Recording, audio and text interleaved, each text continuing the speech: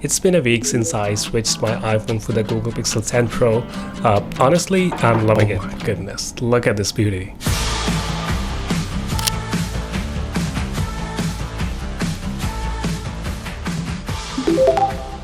And to be honest, switching phones are never too easy, especially if you've been in one ecosystem like for so many years, like me. It just gets real hard and challenging at the same time because you just get used to one ecosystem and you know just how everything works. It just feels right. But here we are after completely switching to the Google Pixel 10 Pro. And when I say completely, my iPhone is actually sitting in the drawer, so I haven't actually touched it. And I actually wanted to see how this phone performs in everyday use. There are a few things I didn't like, and there are a few things that I like. It was quite a journey.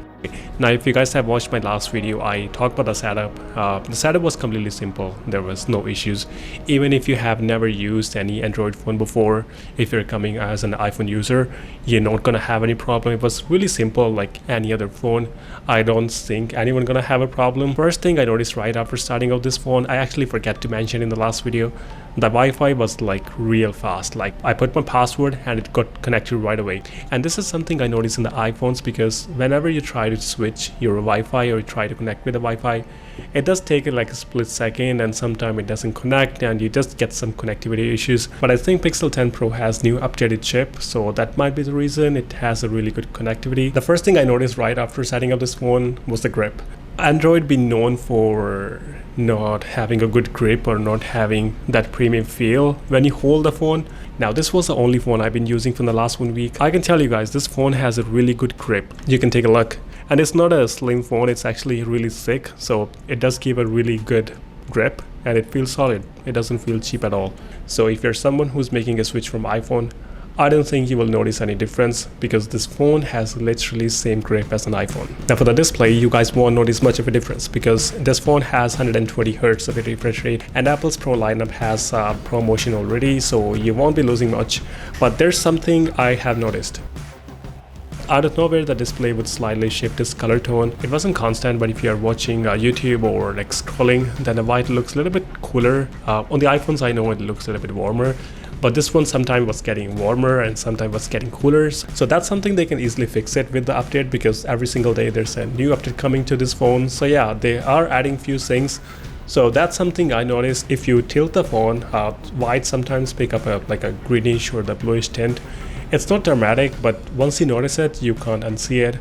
The one thing I noticed in this phone was an oversaturation because sometimes this phone feels like it has a natural colors and sometimes it feels way too contrasty and way too saturated. I think it might be a software quirk. They might gonna fix it with few updates. But overall, I like the display because if you like to watch YouTube videos, if you like to play the games, you're gonna love the display because colors really pop. This has a beautiful colors, but sometimes that random shift of the colors I don't like at all because that's not supposed to be happening. I think Google still has a little fine tuning to do.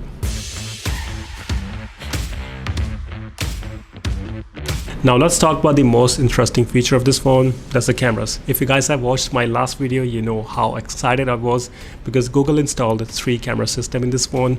50 megapixel is the main camera. So I was really curious how it's gonna stand against the iPhone or if the picture is gonna look better than the iPhone. So yeah, because Apple is known for the cameras. Their photos looks beautiful, they looks pretty natural. Before we talk about the cameras and go into details, I wanna talk about the heating issues. Or not actually heating, I would say warming issues in this phone because I was scrolling through the social media the other day and my phone starting warming up. I really wanna know the cause of it because until now I couldn't find it. If I find something, I'll let you guys know. I'm really hoping this phone gets heat up again so I can find the cause. I wanted to know it happened because of the multitasking because I wasn't doing anything major or like playing games because that's something happened when you play games and phones start getting heat up, but I wasn't doing any of that sort, but it heat up. It has a triple camera system, so 50 megapixel is the main camera, there's an ultra wide camera, and then you have a telephoto camera. If you will compare these photos to the iPhone, then your photos will be a little bit cooler tone because iPhones are known for warmer look. For me, it totally depends on my mood. If I like to go for the warmer look, I just increase the temperature. If I want to go for the cooler tone, I just slide down the slider just on the cooler side. So it totally depends what you want to do. I took so many photos in the daylight and the shots were incredible, beautiful and super sharp. Especially the 50 megapixel main camera. it produces such a beautiful photos. And the photos coming out of the Google Pixel Pro 10, you will find them a little bit more cinematic than the natural tone. That's what I think. I think the iPhone photos, they look a little bit more natural because it has less contrast. You guys can easily adjust all of these things. It depends on your personal preference. Like if you guys don't like much of a contrast, you can add it in the post. But coming straight out of the camera, yes, Google Pixel Pro has a little bit of cinematic vibe than the natural vibe. That's something, if I want to say. I don't know why most of the companies are giving us 100 times zoom, because I don't think we need it if we want to post these photos on, like, on social media. If you just want to take photos for your fun, like, then you can go for it. But I don't think you can use those photos for the social media, because I mean the photos are not clear. When you do take 100 times zoom photos on the Google Pixel, it does use some AI technology, and the photos, they look clean, but I don't think you can use this photo on the social media because they don't look appealing, or like I would say aesthetically pleasing. I don't think it has any use for the content creators because nobody gonna use that. And the skin tones were interesting too. Like as we discussed, the iPhones usually nail them with a slightly warm natural tone, and the Pixel actually use real tone feature, make sure like every skin looks accurate and regardless of complexion.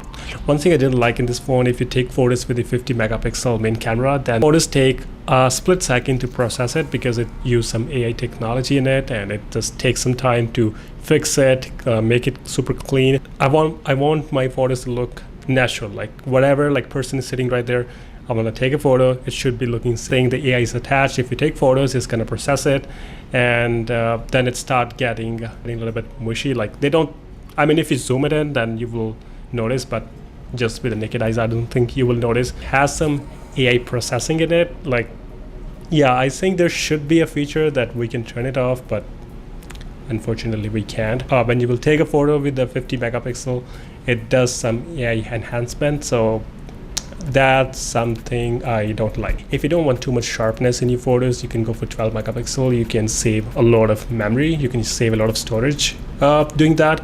But if you go for the 50 megapixel, then the files are gonna be huge. 50 megapixel is more for the social media stuff because you like those high clarity photos to post on social media, like on the Instagram and the TikToks if you want to post the videos. But if you're just taking regular photos with your family, friends, then I think 12 megapixel is more than enough. It has like a lot of details. I won't say 12 megapixel like doesn't have any details. It has a lot more details. One thing I want to suggest to you guys, if you like to take more photos for the social media, then go for the raw photos. Then you will have more flexibility. You can play with the colors. You have the option in the Pixel Pro. It has a built-in feature, so you don't have to download any external app. File sizes are going to be huge because the photos are raw, and usually the raw photos are huge in size.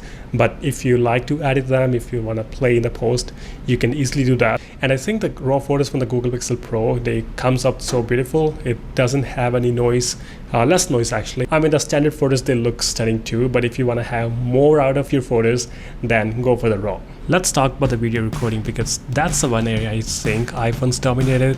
Honestly, Apple's have set bars so high from so many years, and so many Android phones, they're still trying to catch it up. But I think we got a competition here.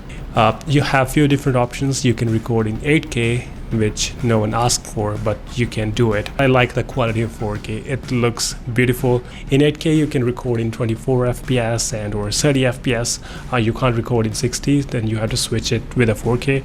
But the videos coming out of this phone, they are like incredible. I like it, like they are super natural and super nice looking. But something I noticed, this phone has literally AI attached in everything. Like you're gonna feel overwhelmed whenever you open any app. AI is there. If you open the camera, there are so many options. I mean, I don't mind having so many options in the camera, but everything is so compromised, like the quality too. And there's one feature I think it can be really beneficial for the content creators. It's called Video Boost. So if you will turn it on, that the camera is gonna stabilize the footage, gonna do the lighting for you, so everything will be done by AI. So only thing you have to do just to press the button and start the video. I think it can be super helpful. You can save a lot of time, because most of the time we try to take like stabilized shot, and so sometimes we get a good shot and sometimes it's like, you know, full shaky. This feature is really good for the content creators because they can focus more on creating and they can save a lot of time. One thing I noticed, when you take the video, they look different, but when you stop it and actually watch it, they look completely different. Not in a bad way, but I think it's just how this phone works. It processes the video, and after that gives us the really clean video after the post. I don't know, that's how it works. And now there are a few things I think Google can work on, like the log footage. We don't have the log footage option built in the phone. I mean, you can download third-party apps, but if it could be built in, that'd be great. Now that being said, Pixel 10 Pro finally feels like it can hang in the same conversation, which actually wasn't true a few years ago, but for me, that's a big deal. Tensor G5 has built-in AI chip, so if you will open any app like camera or like photos, you will see a lot of AI options. I like the magic razor for the photos, so if you click the photo, if you don't like something in your photos, you can easily remove it. Just circle it around and your photo will look clean. And one thing I really like is the Google Gemini. So if you go live, you can just turn it on. You can put it in front of any object and it's gonna tell you like what this object is for, when it was built in. Got it. That MacBook Pro has a Liquid Retina XDR display, known for its incredible brightness and contrast. What else would you like to know about it? I know some of the phones have this feature already, but this phone has a little bit faster. And there's another feature I like, it's called Auto Best Takes. So when you click so many photos, the AI is gonna bring the best one in front of you, and it's gonna make it polished and the better version. So yeah, that's a pretty cool feature. I think you don't have to go through all the photos. It can easily bring the best one in front of you. Battery life is something that totally depends on your usage. For every person, their usage is different, so you can't really tell like how the battery works. So if you're just using this phone for the office work, taking photos or just usual stuff, it can last a day. You don't have to put it on the charge, it can last a day. I don't know about the Pro XL model. It might be a different in that phone because it has a larger screen, can consume more battery, but for the Pro, it has a really good battery. I never say something like this in my videos, but for this phone, I really want to say it has a really good battery life. If you're using this phone for heavy stuff like playing games or like watching movies the whole day, then it can last around 10 hours. Around 10 hours with heavy stuff, that's a lot. Like, because in these days, whatever phones or the iPads or like laptops we get, they last around 6 to 7 hours with heavy stuff. This phone has such a good battery life. So if you guys ask me after 1 week, where do I stand with this phone, or should I recommend this phone to anyone else? Because I've been using it for the last 1 week, so I can tell you. If you're in the market of buying a new phone, you can definitely consider it because it has such a great AI features. I love AI features we have in this phone, and I think they're gonna implement more features in this phone. So yeah, we can expect a lot of new things with updates. There are a few things I didn't like I built in log footage in this phone, but unfortunately we don't have it, so that's still fine. I mean, you know, we can download third-party apps. But again, if you're switching to this phone, just keep in mind you have to switch your entire system. If you're stuck in an ecosystem, that's something you have to consider. But other than that, this phone is great value. I mean, if you guys want to buy it, go for it.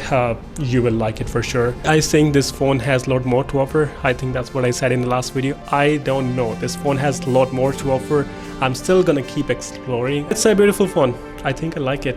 But thank you so much guys for watching this video, and I'll see you guys in the next one. Bye.